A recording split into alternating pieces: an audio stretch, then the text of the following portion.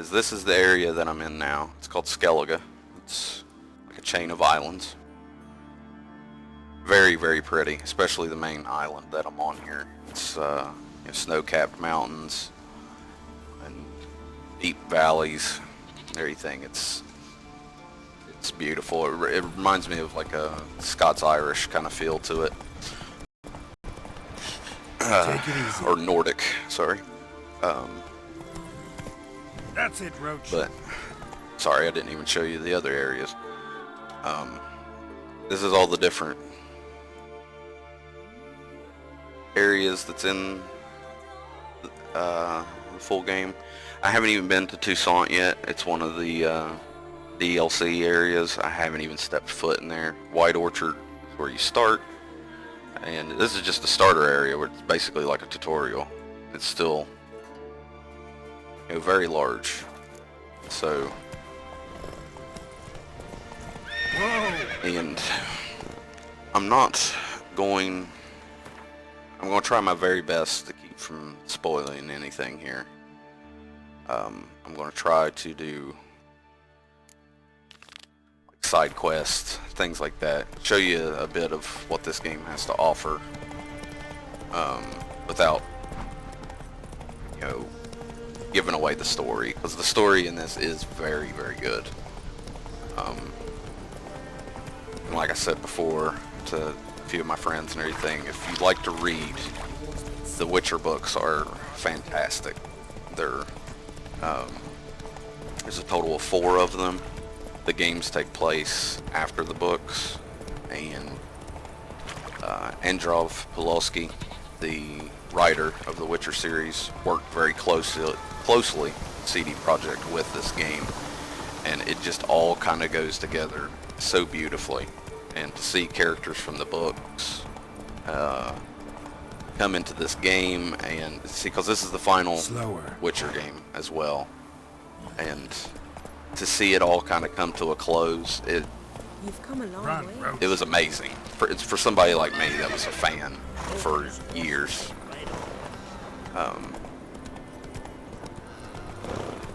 Not so fast. The amount of detail in this game is ridiculous. It's like the townspeople kind of going along doing their business. They chatter. You have things like chickens and pigs, and just it's astounding that the world in The Witcher is this big, and yet there's still like little details like that. It's kind of mind-boggling, really. But before I talk to Sven here, it's a current side quest that I have, I want to kind of show what the main difference, in my opinion, in this game and all other RPGs out there is. Other RPGs are filled with a lot of filler content, like go here, do this, go there, do this, and it results in a lot of just like time-sinking garbage, where it's not really challenging. Some of it can be, but a lot of it is just a whole lot of busy work, and none of the characters that you talk to feel impactful at all. You don't remember any of them. Like, I've played through Skyrim twice, and yeah, I remember some of the main characters that you'd come across and everything, and especially your companions, because you build a relationship with your companion.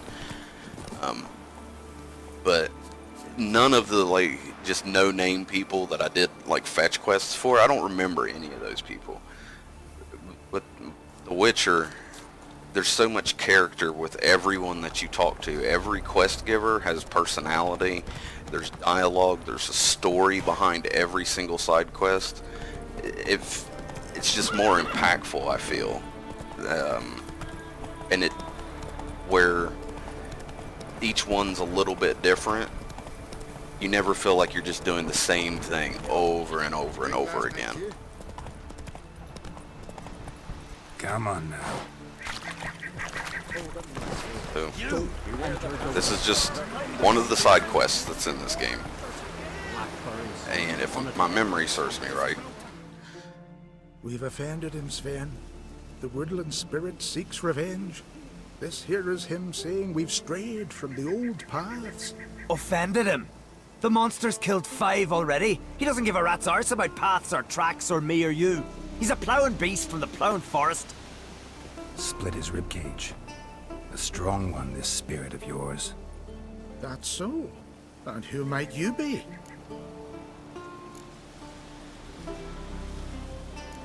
Geralt. I'm a witcher. A killer for hire. What do you seek here? Saw your notice. What notice? This village is home to decent folk only. You won't find any work here. Sure about that? Beast that did this, it's aggressive and incredibly strong. I can help you, for a price. I like this man. Ply your trade, Witcher. I believe we will agree terms. and this is where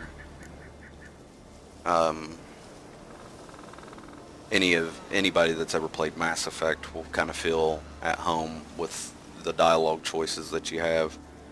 Pry for more information, or usually things highlighted in orange will move the conversation forward. And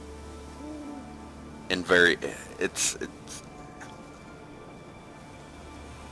between something like Mass Effect and this, the dialogue and how deep it is and everything, it's pretty much on par with one another as far as the decision making that you have, and as far as like the voice acting and the character and the writing and everything. It's all very, very well done.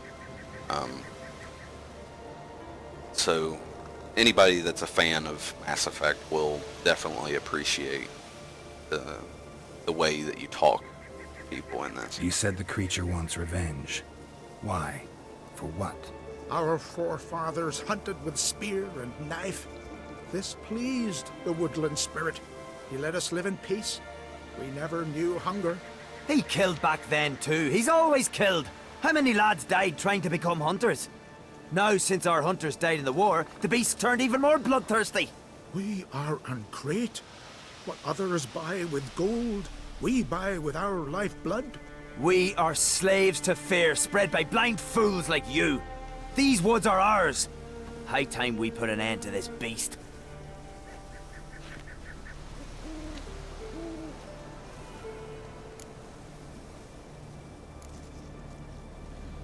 I've heard enough. You've got a monster problem, that's clear. Just not sure you want it solved. Oh, we do. Come see me. We'll figure us a fair price for the beast's head. Our little talk while I looked over the corpse? Not nearly enough. Need to look around, figure out what I'm up against. Be not rash, killer. It's not too late to bring back the old ways. I'll decide what to do. But start collecting coin, just in case. Now for some backstory for anyone that's not familiar with, hasn't read the books or hasn't played any of the other games, anything. Witchers are genetically engineered killing machines, and their purpose is to kill monsters for gold. And that's a lot of the side quests that's in this. Granted, you'll get mixed up in some other things, but for the most part, people will hang notices on boards within towns. I'm trying to see if there is one in this town. I don't think there is, but you know, you rip these contracts off a board, and that's what you got here. Is, you know, different people saying, in this case, their son's missing. In this case, the people I just talked to, you know, they've definitely got a problem with something that's in the woods killing people. And how the side questing goes in this is a lot of investigation and trying to figure out what this creature is, because in a lot of cases the common folk have no idea what it is that's killing people.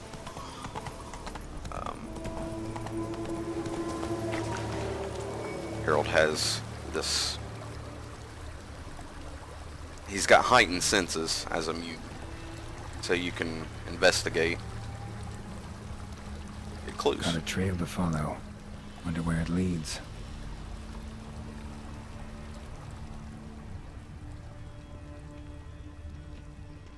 Thin and deep cuts, not unlike a razor.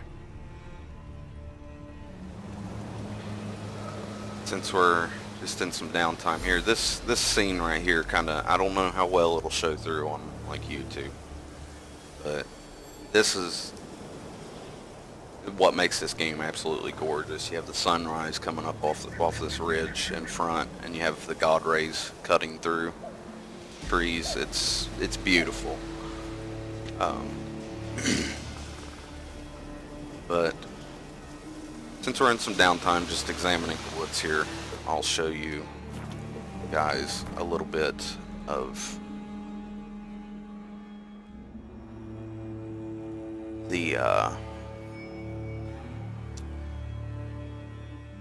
inventory and everything, because there is progression in this. As you level, you can put points in 5 different areas here, or 4 different, sorry. The 5th is mutagens, which you can use to, like in this case, I increased my attack power by putting mutagens with my skills. But you got combat, your signs, which is like your magic, alchemy with your pots, and then just kind of basic general skills. And on top of that is gear, of course. What RPG, doesn't have gear in it? So you have 2 different swords for the lore. Steel works on man, and I've got runes placed. And you don't have runes placed in a sword. They don't have like the inscriptions on them. And once you put runes in it, like in this case I put, I think they were mostly blue runes. Yeah, it doesn't show the color. Okay. But based off the color of it, is you can get this cool kind of glowing inscription on your swords. And looks really cool in combat. But your steel is for man and other beasts, and while silver works on monsters, basically.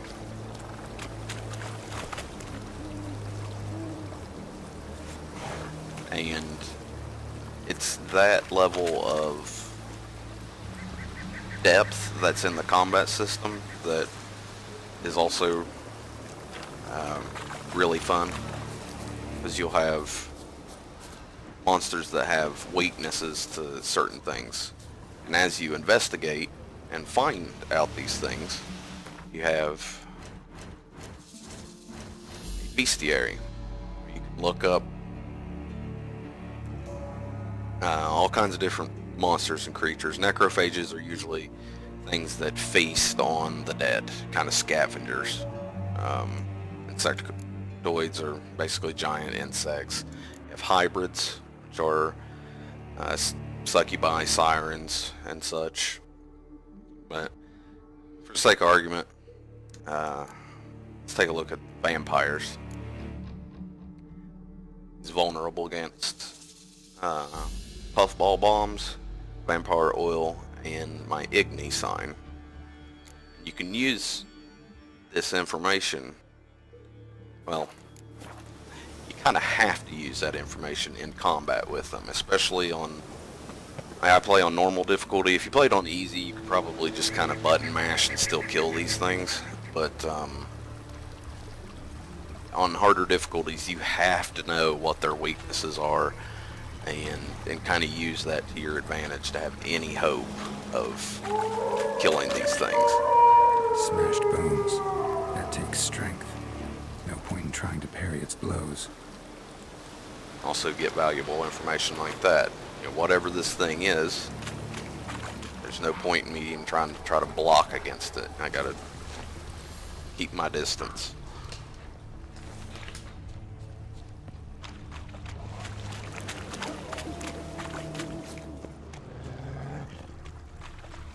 Sharpened its claws, or just marked off its territory. Russian. Male. Very old. Marked one of the villagers.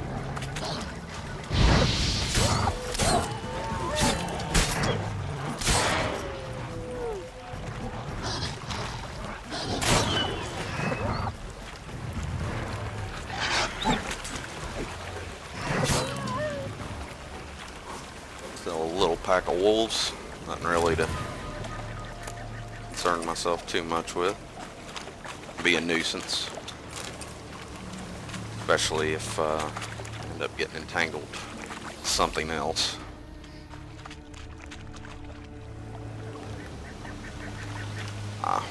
Gotta read the bestiary in this case.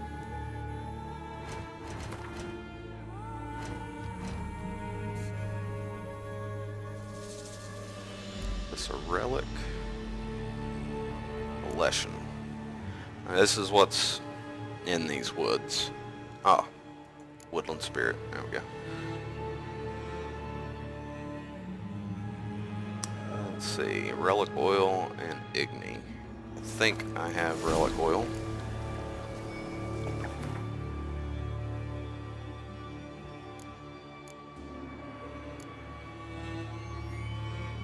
Beast oil. Graphage, cursed.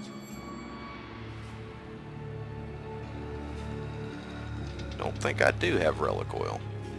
Now, alchemy. Alright. Oils. Relic oil. I need mistletoe in order to make some relic oil.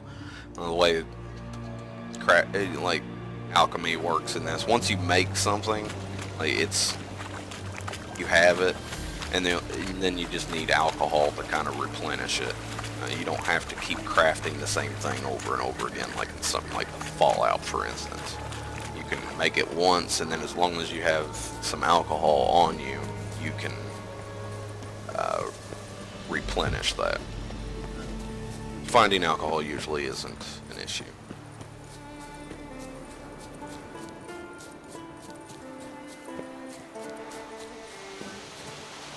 Now I have the choice of talking to either one of these guys about this. And Harold seems to be the village elder, so I will choose to talk to him about it.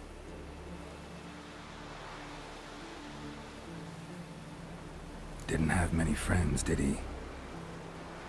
Folk aren't willing to look at this kind of death today. But in the past, I remember, I was just a lad. Lugos Hairlip led a raid on our village. Found nothing but silence and fog. I could barely make out my pa and my uncles lying in wait behind the trees. I remember how they hunted down one warrior after another, and once they surrounded Hairlip himself, well, I believe he'd rather have faced the woodland spirit. Your spirit is a very old Leshen. He's dangerous, but I should be able to deal with him. Rid us of him, yet he's what made us invincible. Turned us into great warriors.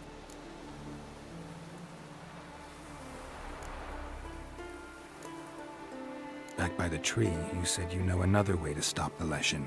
We must return to the old path, restore the old ways, roam the woods with knife and spear, fight on even terms and prove our valor. That would please him. Our ancestors placed the Covenant Stone in the woods, laid sacrifices of prized game on it, and thus made a pact. Do as they did. Go south along the brook, submit to the trial by burning a sacrifice of wolves' hearts on the sacred spot.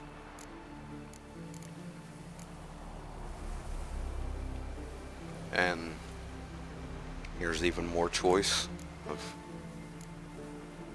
try to just kill the Leshen, make some coin, and go on about my way.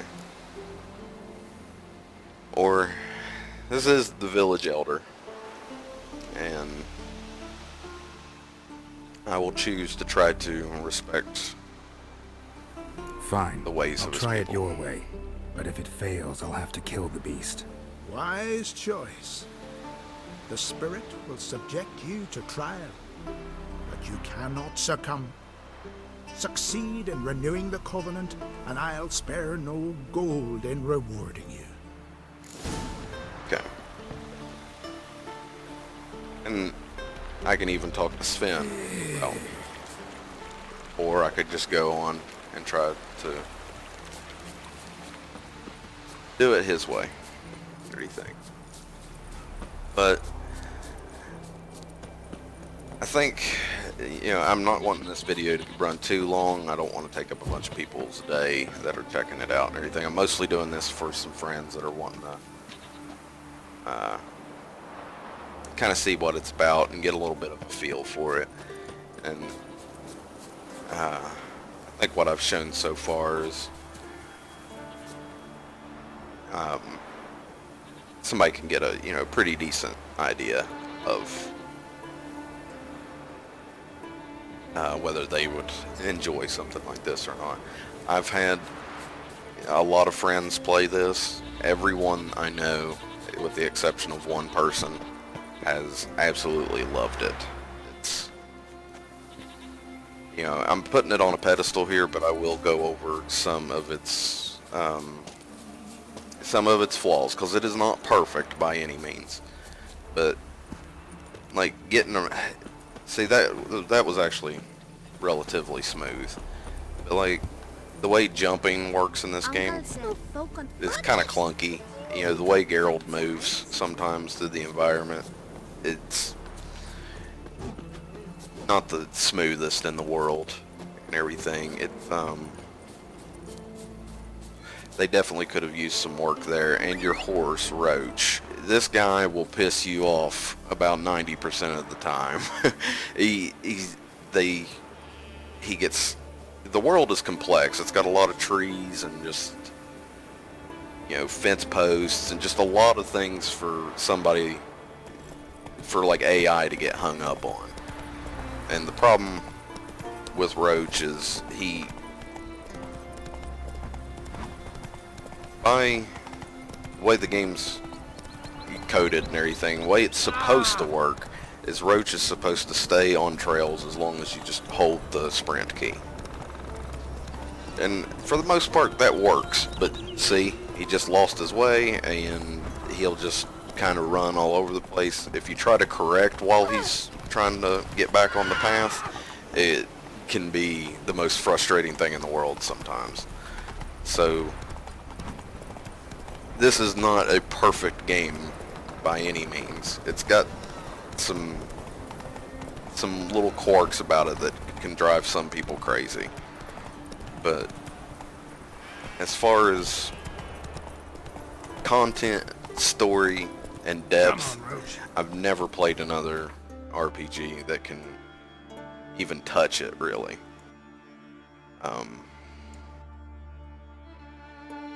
For the sake of argument, I will get in a decent fight before this ends. I'll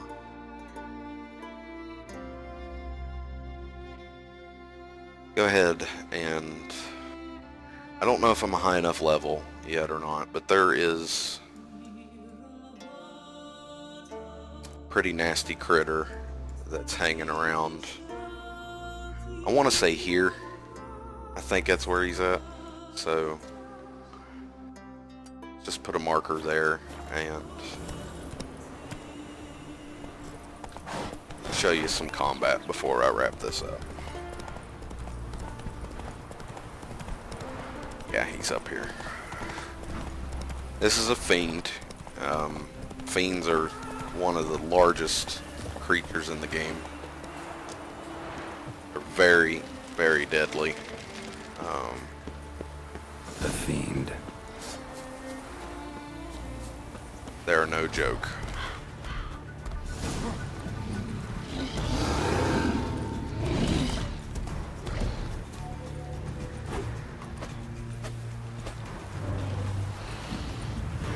Looks like I can do some damage to him, but not much. As you can see, the green numbers coming off of him. He just passively keeps regenerating health.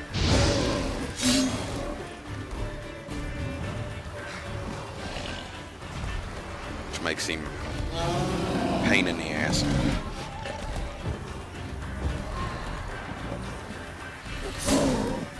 Now I got a few different things I can do to combat his healing.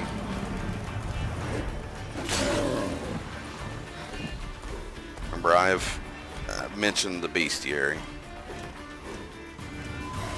This thing is a lifesaver. Beans. There we go. Susceptible to salmon, puffball, and relic. Now, as we went over before, I do not have any relic oil, so kind of SOL in that department. But I do have some salmon, I think. Yes.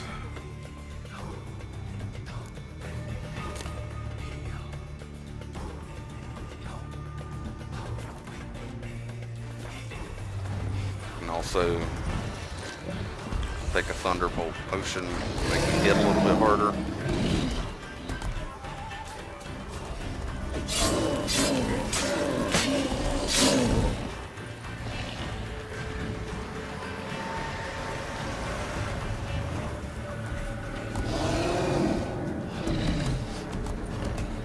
Fucker can hypnotize you. I tried just kind of button mashing and swinging at the guy while you're under this effect, and it's not a good idea. You can easily get doing an okay job of evading this guy. The combat in this is very skill based. If he hits me just a couple of times, I am going to be on the verge of death. A lot of these monsters are very, very strong.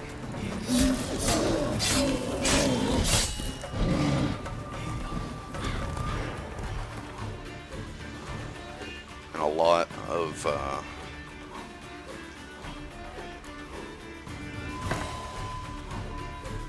you have wear to your equipment. That's what I was just doing there, is repairing my sword. It got beat up from me smashing it against this guy.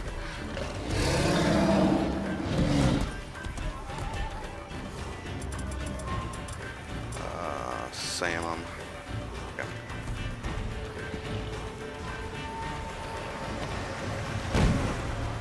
Saying that blinded him, stopped him from hypnotizing me. So,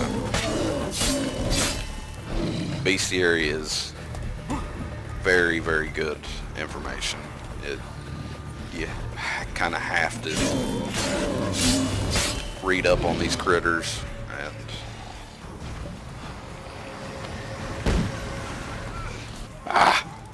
didn't interrupt him. I do still have a crossbow that I can. Ow. Ran off to its lair to lick its wounds. Need to track it down. Now, if this was your first time playing this, of course you'd do some investigating and figure out where he went and everything. Ate only the entrails. Fussy.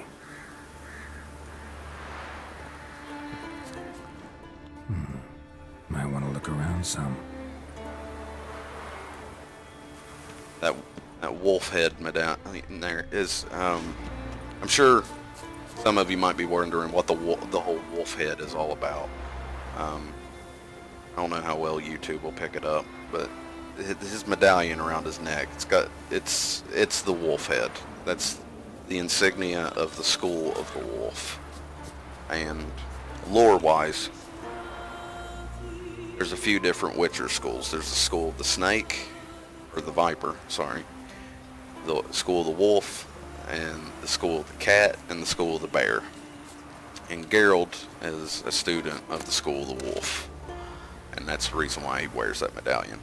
What's really cool in this game is, like I mentioned before, there's some gear. There's lots of gear, actually, that you can equip yourself with. But some of the best gear in the game is Witcher gear. And you got... Oh, there's one more school as well that I forgot to mention. It's the School of the Griffin. And in this case, I'm wearing the armor of the School of the Griffin. Just bringing it up here real quick. You got School of the Cat, called the Feline. And trying to think of what the bear's called. I think it's the Urson. Yeah. You got different armor sets for each of the different Witcher schools, which all have their own strengths and weaknesses. And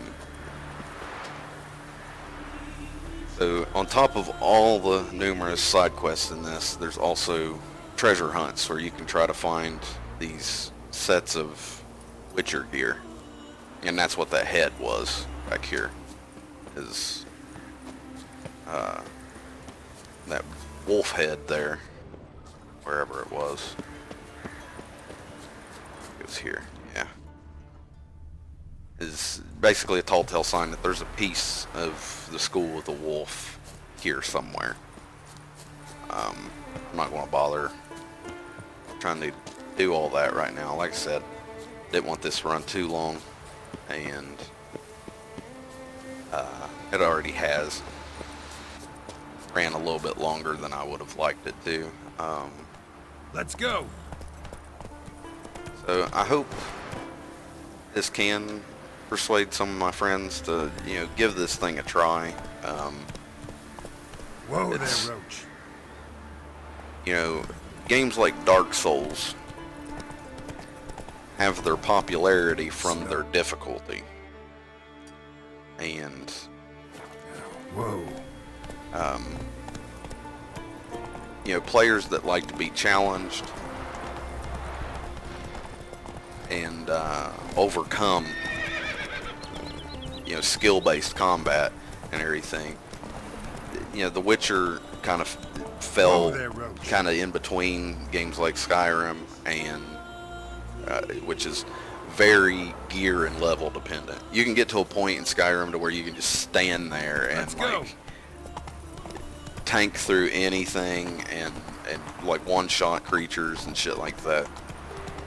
And it's cool to get to that point where you feel that powerful, to where you can just you feel like a god basically. But for some players that like a challenge and like to, The Witcher never becomes that for you. Yeah, you'll cut through other human beings. If you fight other humans in this game, 90% of the time you're going to cut right through them. You're a superhuman mutant that's meant to kill monsters. Other human beings stand no chance against you. So yeah, you slice right through those guys. But just about every monster you come against is a lot like that fiend I just fought up there. You have to whittle them down, and if they touch you, they're going to almost cut you in half. So, if the thought of Faster. Having to work for your kills doesn't entice you, and you prefer getting leveled up and so strong that you can just kind of face roll through anything, then maybe this game isn't for you. But like I said, an overwhelming majority of people have absolutely loved this game, and that's the whole point Come of me, on now. you know, doing this and making a little short. I shouldn't say short, it's already running longer than I wanted. But it's the whole point of me doing this, is to kind of showcase it and show that this is not Skyrim. A lot of people like to make that comparison right off the bat because it's an RPG, and a lot of people love Skyrim. I like Skyrim. I played through it twice, for Christ's sake. So it's just that it's not a clone of Skyrim. It's Take it easy. very different. It's, you know, I won't say night and day. There are some comparisons.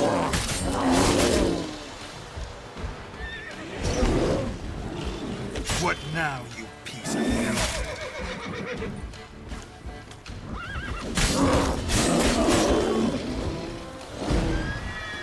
Nah, didn't really connect with that like I wanted to.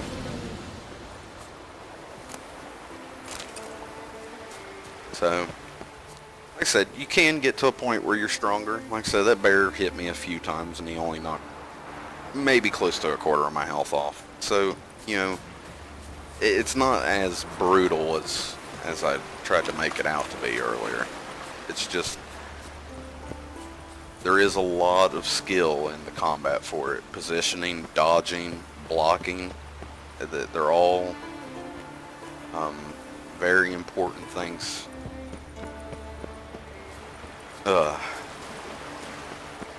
As far as combat goes in this, you cannot just mash attack and expect to cut right through people. So, I feel like I've rambled long enough. This is, like I said, by far one of my absolutely favorite, you know, single player games. I don't play nearly enough of it as I would like to. I played the ever-loving hell out of it whenever it came out, and the DLCs came out for it, and I haven't really revisited it like I wanted to. I've just been busy with other things. But for somebody that has played Skyrim into the ground or Fallout into the ground and are kind of sick of just... I never even finished Fallout 4 because of the repeatable quests in it. I really, really hate just doing the same thing over and over again. So if you're one of those people that those type of mechanics have run its course with you and you're kind of just done with it, this can be an absolute breath of fresh air for you that you can find yourself getting lost in. Geralt is a very deep character that may not look it on the surface. A lot of the time he's a man of very few words. He doesn't have a lot to say. But once you get an idea of what the story is in this game and you put yourself in his shoes of why he's doing all of this, it's a very moving and touching story, and I can't see anyone nitpicking his motives and saying that he's a shitty character or anything like that, because it's very, very deep and moving in a lot of ways. So that's it.